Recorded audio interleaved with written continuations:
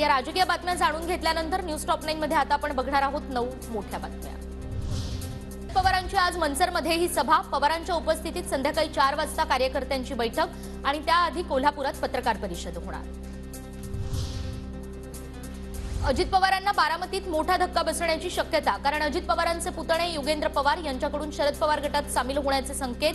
युगेंद्र पवार आज शरद पवार यांच्या बारामतीमधल्या कार्यालयामध्ये दाखल। राज्यातील विरोधी पक्षनेते भाजपमध्ये येण्याचा ट्रेंड कायम राहणार, विरोधी पक्षनेते वडेट्टीवार आणि अंबादास दानवे लवकरच भाजपमध्ये येणार, आशिष देशमुखांचा दावा।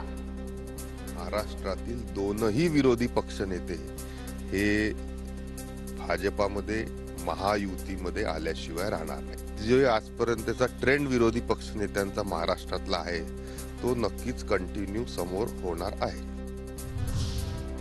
खोट्या बातम्या पसरवणं ही भाजपची पद्धत, भाजपमधील नेते सरळ राजकारणी नाहीत। वडेट्टीवारांचं काय बोलता, माझंही नाव परवा कुणीतरी दिलं होतं। बाळासाहेब थोरात यांच्या आशिष देशमुखांच्या दाव्यावर प्रतिक्रिया।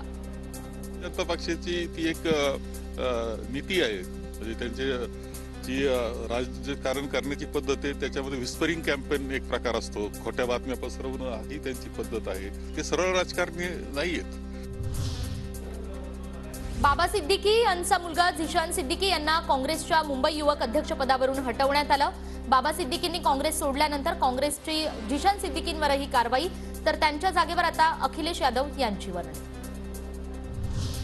महाराष्ट्रातून राज्यसभेवर 6 जणांची बिनविरोध निवड, भाजपच्या 3, शिवसेना, राष्ट्रवादी आणि काँग्रेसच्या प्रत्येकी 1 नेत्याचा उल्लेख।